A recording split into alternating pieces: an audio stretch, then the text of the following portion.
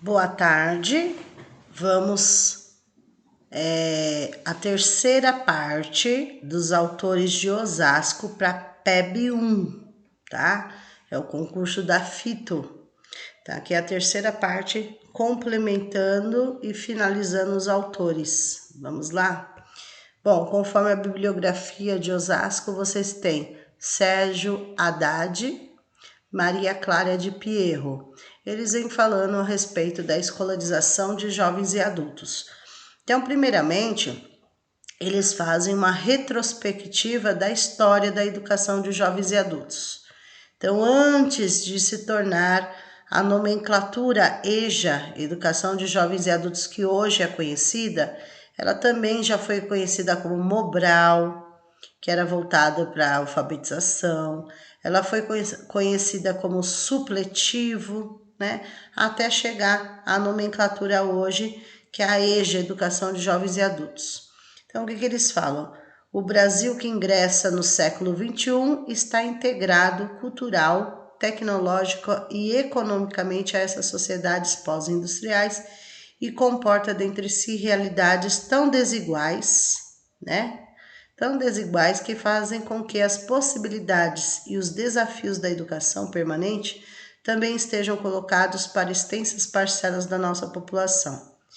O desafio maior, entretanto, será encontrar os caminhos para fazer convergir as metodologias e práticas da educação continuada em favor da superação de problemas do século XXI com a universalização da alfabetização.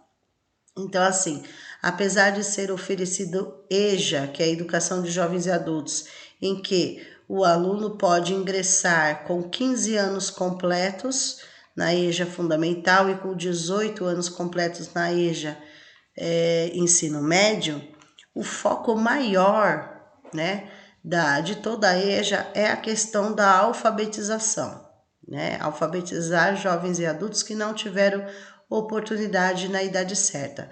Claro que eles vão ter os outros conteúdos, mas o foco maior é na questão da alfabetização. Então, esses alunos que não foram alfabetizados, que não tiveram oportunidade, né, sejam jovens ou adultos, são encaminhados para EJA, tudo bem? Então, nós não vamos falar aqui de toda a história desde quando começou, porém, assim, resumidamente, antes de ter a nomenclatura EJA, né, nós tivemos o Mobral, nós tivemos o supletivo e, finalmente, hoje, no século XXI, é conhecido como a EJA, Educação de Jovens e Adultos, destinado àqueles que não tiveram oportunidade de estudos na época certa, ok? Esse é o foco. Então, o foco da EJA, primeiramente, é superar as barreiras. O desafio maior é a questão da alfabetização, possibilidades e desafios, ok? Então, precisa ter uma metodologia, uma prática diferenciada para atender essa clientela, ok? Alfabetizar jovens e adultos é diferente de alfabetizar as crianças, né? O público é diferente, ok? Mais alguns autores, né? Claudivan Lopes e Nídia Pontuskika. Lembrando, a maioria desses autores, eles são artigos e não livros, ok? Então, aqui esses autores vêm trazendo a respeito da disciplina de geografia. Qual a ideia de trabalhar com geografia conforme esses autores? Fazer o estudo do meio, que engloba tanto a teoria quanto a prática, tá? Então, o estudo do meio pode ser compreendido como um método de ensino interdisciplinar, que visa proporcionar para alunos e professores o contato direto com determinada realidade, um meio qualquer, rural ou urbano, que se decide estudar. Então, o que é o estudo do meio? É um tema, é um conteúdo a ser estudado profundamente, né? Profundamente.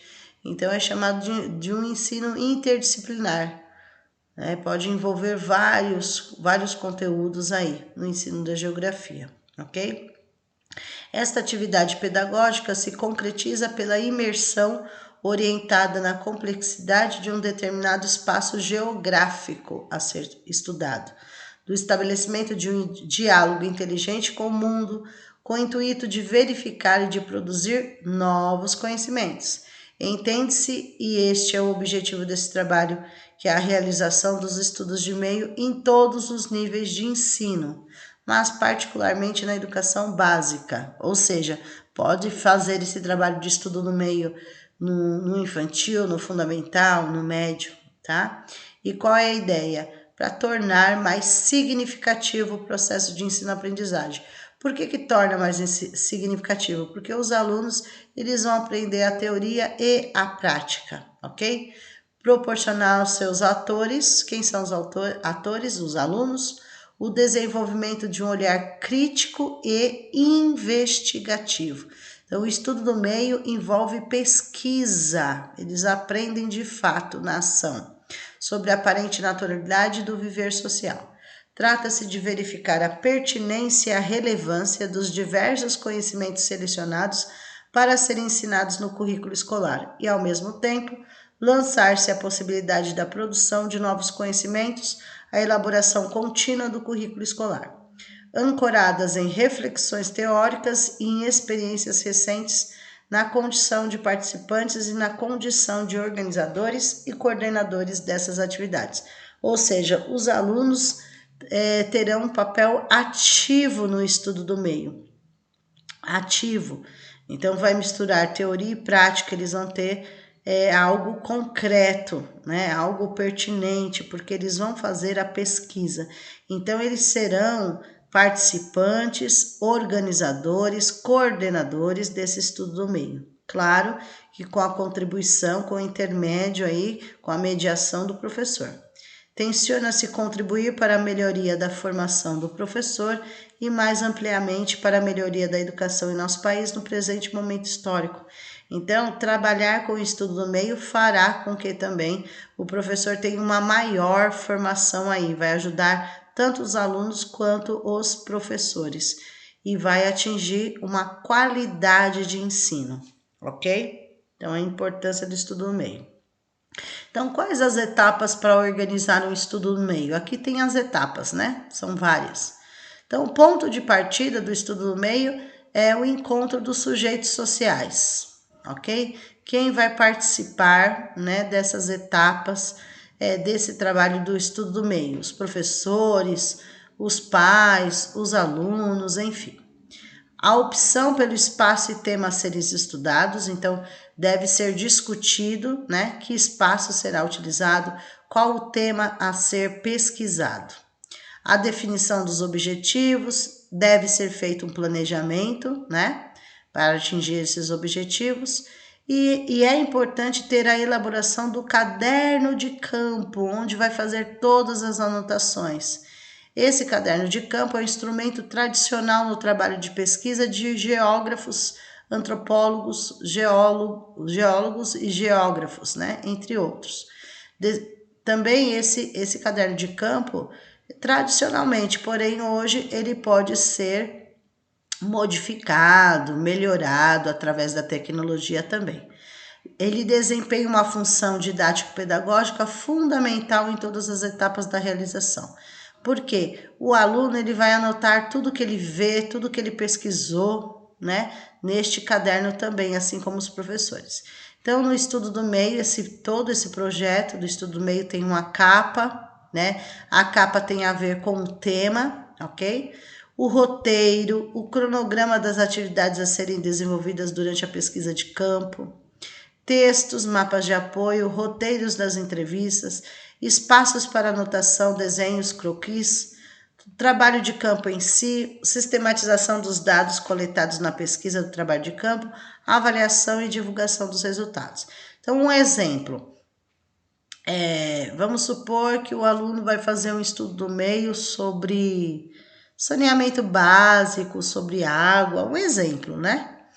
Então, ele vai para este lugar e vai anotar tudo que ele viu, toda a experiência que ele viveu, né? Para poder fazer parte aí, um levantamento. Então, o estudo do meio é algo muito concreto, né? Tem começo, meio e fim, teoria e a prática principalmente, ok? Então, é muito importante seguir as etapas do estudo do meio, ok? Não esquecendo do caderno de campo, ok? Vamos lá, mais uma autora aí, Maria Teresa Egler Mantoan. Ela vai falar da educação especial, da inclusão, com o tema diferenciar para incluir ou para excluir, por uma pedagogia da diferença. Então, como que nós falamos as escolas? Das escolas, escolas dos diferentes ou escola das diferenças? Nós falamos a escola das diferenças, tá? É assim que nós consideramos, não é a escola dos diferentes, é a escola das diferenças que nós falamos, tá? Implicam rigor e qualidade das propostas educacionais, enfrentam a si mesmas ao buscarem distinguir o modo como produzem as diferenças nas escolas, ok? Então, assim, o termo que nós utilizamos, escola das diferenças. Tais escolas atendem incondicionalmente a todos os alunos. Então, a escola das diferenças é aquela que aceita todas as diferenças e atende a todos, independente se é aluno da educação especial ou não, tá? Se apoiarem no sentido da diferença entre nossas políticas públicas de educação. Em muitos momentos, projeto igualitarista e universalista da modernidade, ok? Desculpa. Então, esse sentido da diferença entre nossos cenários sociais é ainda uma gigantesca tarefa. Então, transformar uma escola para ser uma escola das diferenças é um grande desafio, conforme a autora. Contrapondo-se a diferença entre a inclusão é uma reação aos valores da sociedade dominante e ao pluralismo entendido como uma aceitação do outro e incorporação da diferença sem conflito, sem confronto. Então, deve aceitar as diferenças, seja independente do aluno, né? Deve ser considerado, todos os alunos devem ser incluídos no processo. Estamos vivendo uma escola das diferenças, né? Todos nós temos as nossas diferenças, ok? Então, o pensamento da Mantoan. Nós temos que trabalhar. As escolas devem ser vistas como escola das diferenças e incluir a todos, não só integrar, mas incluir os alunos no processo educativo, ok? Próximo autor, José Morin, mudando a educação com metodologias ativas, tá? Metodologias ativas. O aluno será o protagonista do seu próprio conhecimento, um aluno ativo, um aluno autônomo, um aluno crítico, ok? E a tecnologia também vai contribuir com essas metodologias, né? O que a tecnologia traz hoje é a integração de todos os espaços e tempos. O ensinar e aprender acontece numa interligação simbiótica profunda, constante entre o que chamamos mundo físico e mundo digital. Então, hoje não tem como ficar fora, a metodologia ativa está envolvida também com as tecnologias, com os recursos tecnológicos. Não são dois mundos ou espaços, né? Não são dois mundos, é um único mundo, mas um espaço estendido, uma sala de aula ampliada, que mescla o híbrido, né? Então, vai mesclar o presencial e o híbrido, que é a mistura dos dois, né? O híbrido mistura o presencial e o digital aí, digamos. Porque não acontece só no espaço físico na sala de aula, mas nos múltiplos espaços do cotidiano que incluem os digitais. Então, o que nós chamamos de ensino híbrido? É uma mistura, uma mesclagem entre o ensino presencial sala de aula e o ensino que continua de forma digital, ok? Então, hoje é necessário. O professor precisa seguir comunicando-se face a face com os alunos, mas também digitalmente, com as tecnologias móveis, equilibrando a interação com todos e com cada um. tá? Então, o professor precisa se atentar ao grupo como um todo, assim como as suas particularidades. Cada aluno é aluno, né? Cada aluno tem as suas particularidades. Essa mesclagem entre sala de aula e ambientes virtuais é fundamental para abrir a escola para o mundo e para trazer o mundo para dentro da escola. Então, nós pudemos ver de perto esse ensino híbrido, essa mistura, né? Nós podemos ver, mesmo estando voltando às aulas presenciais, ainda existe o híbrido, né? Muitos alunos ainda agora, mesmo com as aulas presenciais, muitas atividades são enviadas de forma virtual, ok? Uma outra mesclagem é de prever processos de comunicação mais planejados, organizados e formais com outros mais abertos, como os que acontecem nas redes sociais, onde há uma linguagem mais familiar, uma espontaneidade maior, uma fluência de imagens, ideias e vídeos constantes. Então não tem como mais fugirmos das tecnologias aí, ok? Então, as metodologias precisam acompanhar os objetivos pretendidos. Os alunos nesse processo são alunos proativos, né? Então, eles serão os protagonistas do seu próprio conhecimento através da mediação do professor. Eles serão protagonistas, eles vão tomar as decisões, ok? Serão criativos aí, enfim. Vão experimentar novas possibilidades. Desafios e atividades podem ser dosados, planejados, acompanhados e avaliados com o apoio das tecnologias. Então, a tecnologia não veio para atrapalhar de forma nenhuma, veio sim para colaborar com todo esse processo das metodologias ativas, ok? Vejamos. Finalizando aqui, um detalhe. É possível manter a sala de aula se o projeto educativo é inovador. Então, é uma palavra-chave, inovador, né? Por quê inovador? Porque incluiu hoje as tecnologias, não tem como, né? Então, um currículo inovador, uma gestão competente, metodologias ativas, ambientes físicos e digitais atraentes, tudo isso vai fazer com que o aluno desperte a curiosidade, a motivação, o estímulo, ok? Eles serão os protagonistas de uma aprendizagem rica e estimulante. Isso daqui é muito importante, não está grifado, mas é de extrema importância aí, acabei de grifar. Deixa eu salvar aqui para não esquecer. Ok? Então, em geral, na metodologia ativa, o aluno é personagem principal, é o maior responsável pelo processo de aprendizagem. Ele vai construir o próprio conhecimento. O objetivo desse modelo de ensino é incentivar que a comunidade acadêmica desenvolva a capacidade de absorção de conteúdos de maneira autônoma e participativa. Então, com a metodologia ativa, o aluno é protagonista do seu próprio conhecimento, ele é crítico, ele é criativo, ele é responsável, né, por todo o processo, ok? E ele vai ter autonomia e participação ativa aí em todo o processo. Não podemos esquecer que hoje as metodologias ativas envolvem em todas as disciplinas, todos os conteúdos, a parte tecnológica, ok? Vamos lá. Próximo autor, também conhecido em concurso público, Moreira Candal, Vera Maria Candal e o Antônio Flávio Barbosa Moreira. Eles escrevem sobre indagações sobre o currículo, perguntas sobre o currículo. Então, não podemos esquecer que o currículo é o conjunto de todas as experiências e vivências, né, do aluno em geral. Se a gente fosse focar na legislação federal, o currículo é dividido em base comum e a parte diversificada, porém são indissociáveis.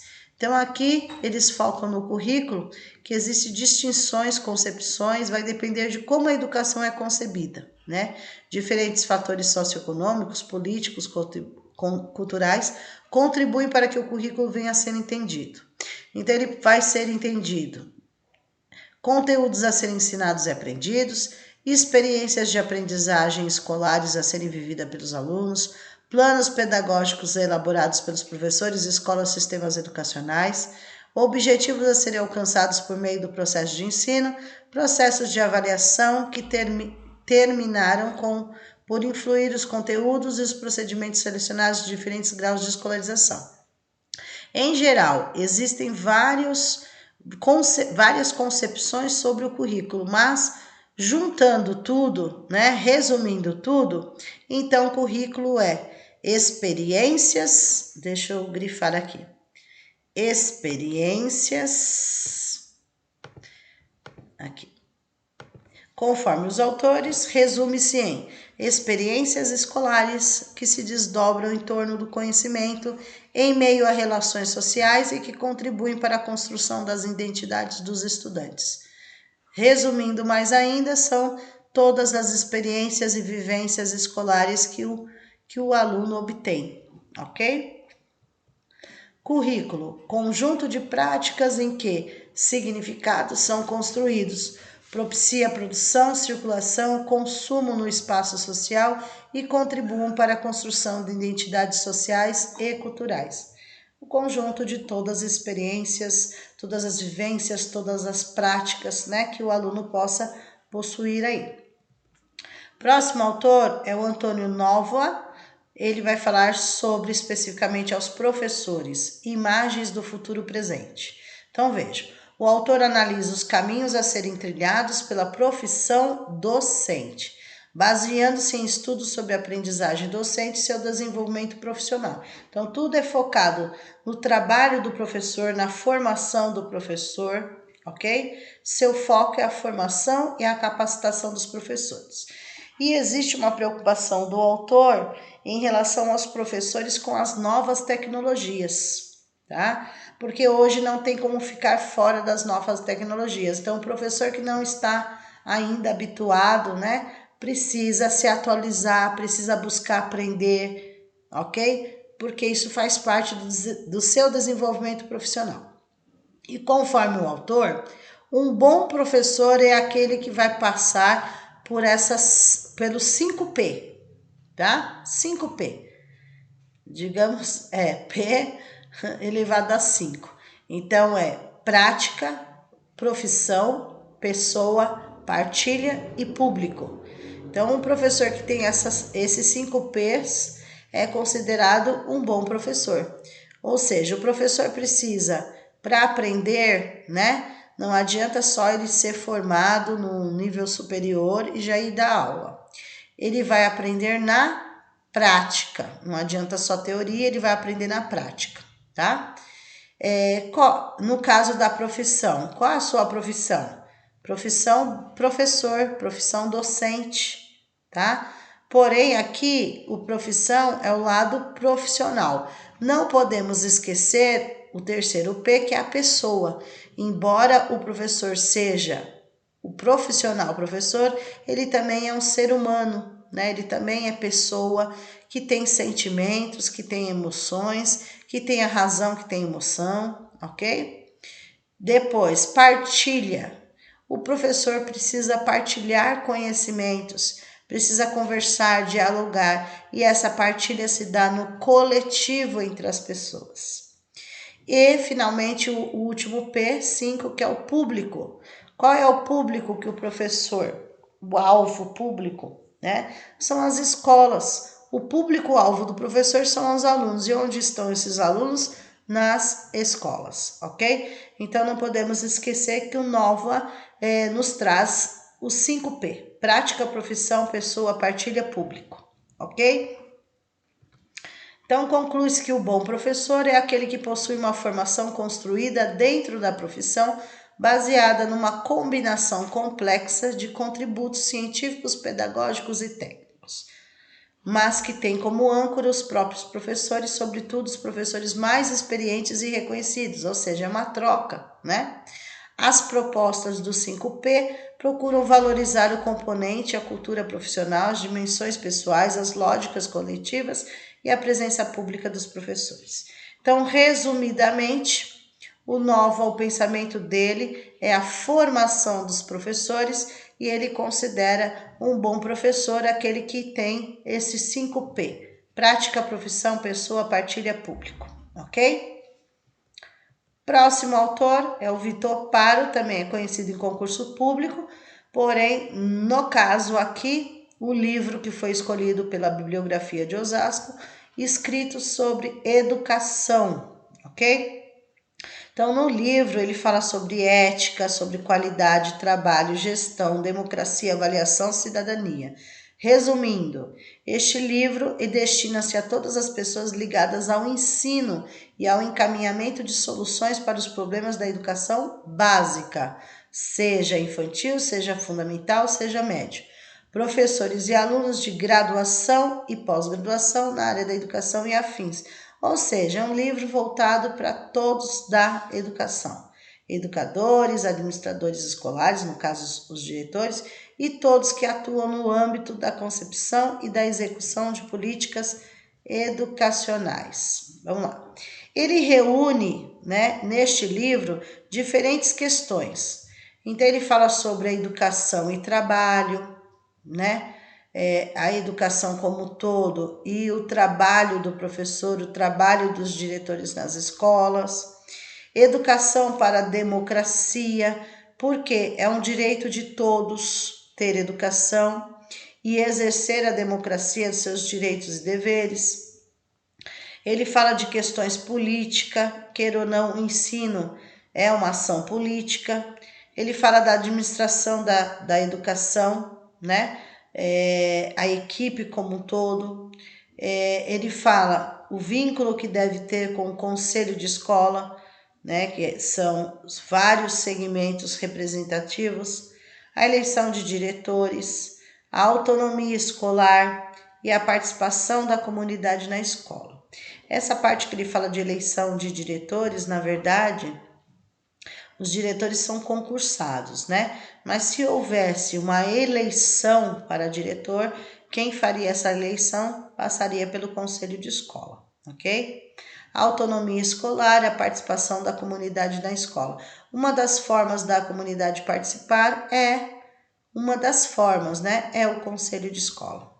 Assuntos polêmicos também são tratados no livro a respeito da reprovação escolar. Até que ponto pode, até que ponto não pode a reprovação, tá? Então, é dedicado aos professores como um todo, demais educadores.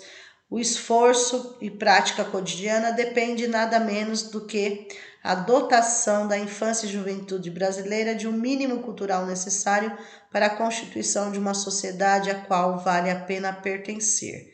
Então, assim, ele vem defendendo, apesar de tantos desafios, de tantas dificuldades que os professores enfrentam no dia a dia, ele mesmo assim, ele vem defendendo a educação de que vale a pena e a sociedade deve participar. E a educação, a escola tem um papel muito importante perante toda a sociedade, ok? Então, o foco do Paro é falar escritos sobre educação, ou seja, tudo que envolve a educação, porque é um conjunto, Só vai chegar à qualidade total, que se espera na equipe, Todos pensando, tendo o mesmo objetivo aí, ok? Próximos autores: Lúcia Helena Saceron, Ana Maria Pessoa Carvalho. As duas vão escrever o artigo Alfabetização Científica, uma revisão bibliográfica, investigações e ensino de ciências. Então, essas autoras vêm falando a respeito do ensino de ciências e utilizam a nomenclatura alfabetização científica. Ou seja, assim como nós alfabetizamos no português, as autoras vêm falando que é necessário alfabetizar cientificamente, ou seja, como aprender de fato ciências, Desde do beabá, digamos assim, através da investigação. Trabalhar ciências é pesquisa, é investigar, é pesquisar, tá? Levantar hipóteses. Então, eles consideram como alfabetização científica aí. Este trabalho tem como objetivo de investigar a alfabetização científica, identificando como este processo pode ser iniciado em sala de aula e quais os elementos que nos fornecem evidências de que ela esteja de fato em desenvolvimento. Contudo, o primeiro obstáculo no estudo da alfabetização científica está na própria definição do conceito, muito abordado e discutido na literatura sobre ensino de ciências. Ainda mostra-se amplo e, por vezes, controverso e diversas são as opiniões sobre como defini-lo e caracterizá-lo. O termo alfabetização científica, ao estudar a literatura estrangeira relacionada à didática das ciências, percebemos uma variação no uso do termo que defina o ensino de ciências, preocupado com a formação cidadã dos alunos para ação e atuação em sociedade. Os autores de língua espanhola, por exemplo, costumam utilizar a expressão alfabetização científica para designar o ensino cujo objetivo seria a promoção de capacidades e competências entre os estudantes capazes de permitir-lhes a participação nos processos de decisões do dia a dia, tá? Então, trabalhar com alfabetização científica, ou seja, aprender de fato, né, o conteúdo de ciência através da investigação, fazendo com que os alunos tenham, né, consigam capacidades, desenvolvam capacidades e competências no ensino de ciências, ok? Tomar decisões, né, pesquisar, investigar se aquilo que foi visto é de fato, enfim, essa alfabetização ciências é como se estivesse alfabetizando o aluno no português, na matemática, né? Desde o princípio, tá? E vai aumentando a investigação, levantamento de hipóteses, etc. Ok? Então, o foco aqui, palavra-chave, alfabetização científica. Como aprender, de fato, ciências através de investigações, de pesquisas. Depois, mais autores aí, o Jensen Felipe Silva, a famosa Jussara Hoffmann, a Maria Tereza Esteban. Os três escrevem, né, juntos aí sobre o livro Práticas Avaliativas e Aprendizagens Significativas. Ou seja, o aluno precisa ter uma aprendizagem significativa, o professor será o mediador, né, fará as intervenções necessárias para que o aluno construa o próprio conhecimento e que esse conhecimento seja uma aprendizagem significativa. E em questão de avaliações, não pode ser classificatória, seletiva, por promoção.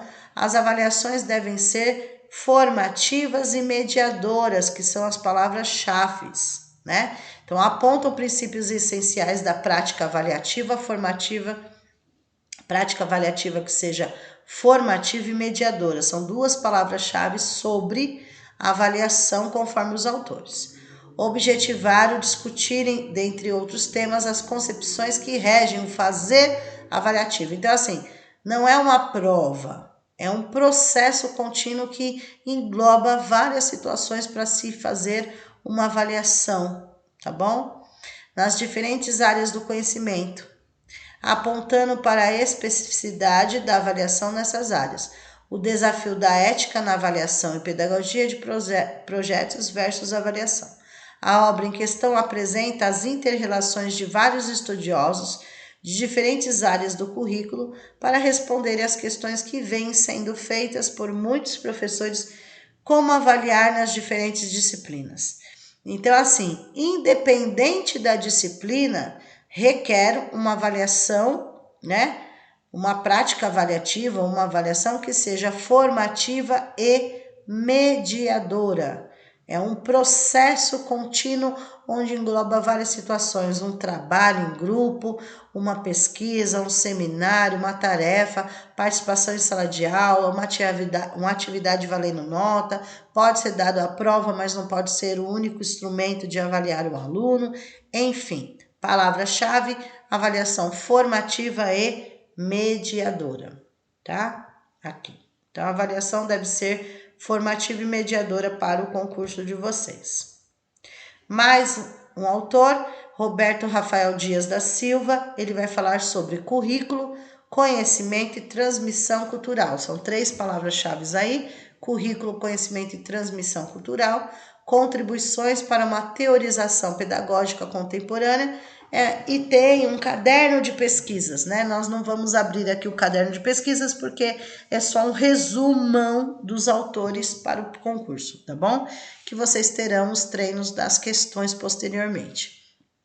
O artigo examina os estudos contemporâneos sobre a constituição dos currículos escolares, bem como os processos de seleção de conhecimentos a serem ensinados, buscando ponderar a relevância e a urgência de produzirmos uma reflexão crítica sobre os modos de transmissão cultural mobilizados nas diferentes cenas pedagógicas.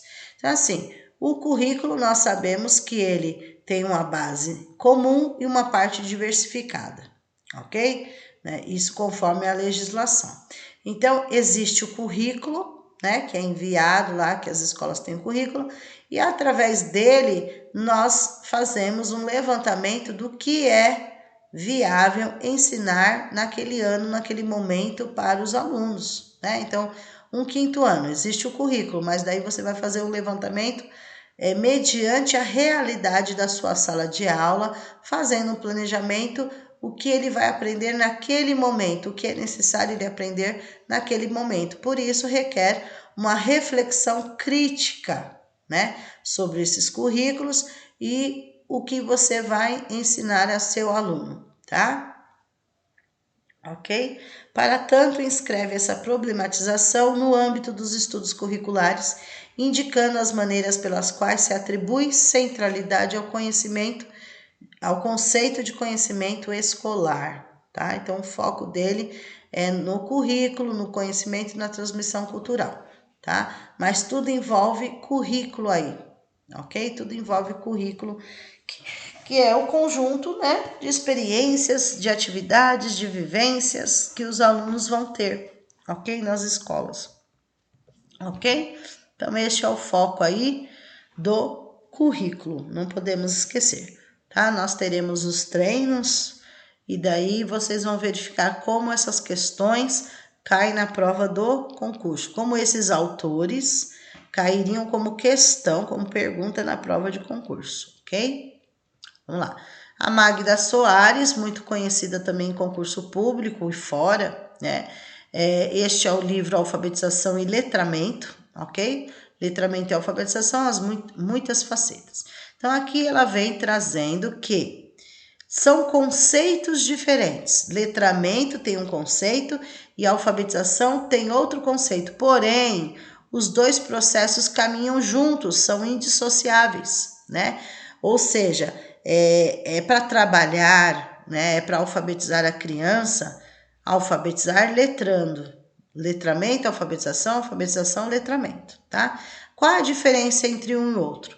A alfabetização é aprender a ler e a escrever, é o código, regras, né?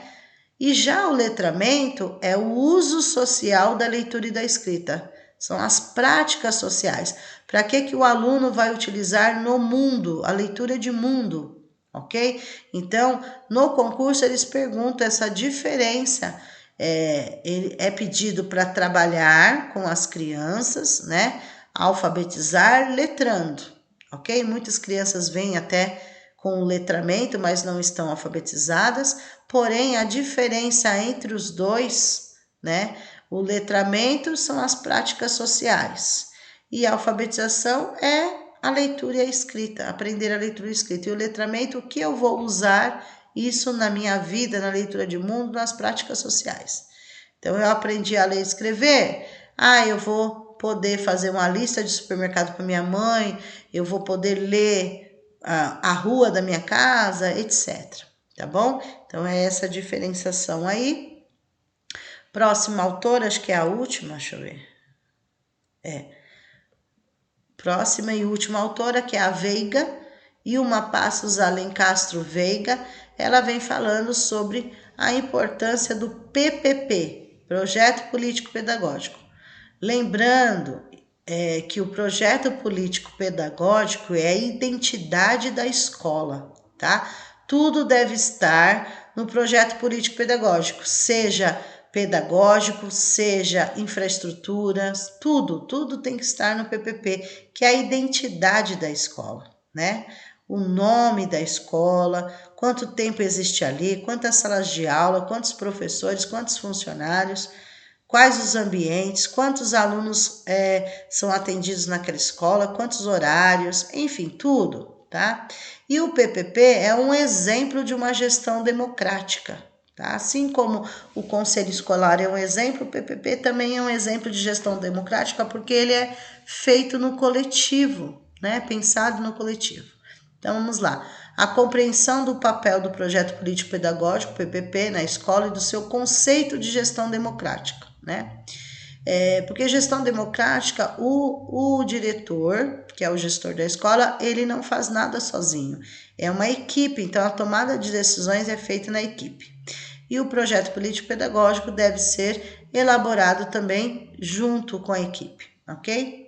O desempenho tem sido influenciado de forma significativa pelas políticas públicas, tanto nacionais quanto internacionais. O que se espera da escola hoje é uma educação de qualidade, tendo como sustentáculos o PPP e a gestão democrática. O projeto da escola e gestão trazem articulação e significado postulados para a construção dos marcos da educação de qualidade. A educação de qualidade é sustentada por 2 eixos: igualdade e inclusão. Então, tudo tem que estar no PPP da escola. Se tem um projeto, tem que estar no PPP, ok? Enfim, até a questão dos alunos da educação especial, quantos alunos são atendidos, tem que estar no PPP também, ok? Vamos lá. Os princípios. O PPP, Projeto Político Pedagógico, é um documento norteador da escola. Cada escola tem o seu. Ele evidencia a organização do trabalho pedagógico e o sentido para o compromisso estabelecido pela comunidade escolar para a organização geral da escola e da sala de aula.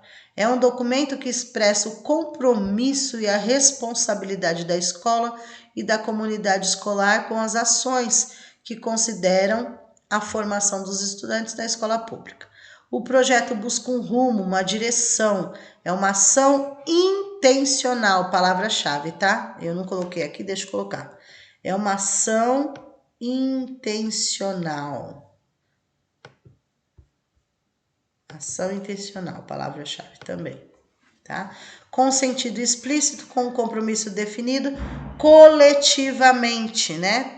O PPP é feito, pensado, coletivo. Por isso, todo projeto pedagógico da escola é também um projeto político, por estar intimamente articulado ao compromisso sociopolítico com os interesses reais e coletivos da população majoritária. É político no sentido de compromisso com a formação do cidadão para um tipo de sociedade. Então, o PPP vai além de um simples agrupamento de planos de ensino e atividades diversas. O PPP não é algo que é construído e em seguida arquivado ou encaminhado às autoridades, como prova do cumprimento de tarefas burocráticas. Então, não basta você fazer, digitar, enviar. Tem que ser colocado em prática o que está lá, tem que ser colocado em ação o que está no PPP. Ele é construído e vivenciado em todos os momentos, por todos envolvidos com o processo educativo da escola, ok? Então, aí a importância deste PPP, ok? E aí nós finalizamos a terceira e última parte dos autores de PEB 1 para o concurso da FITO Osasco, ok? Até a próxima aí, fiquem atentos aos dias dos treinos aí, ok? Até mais. Terminei, graças a Deus.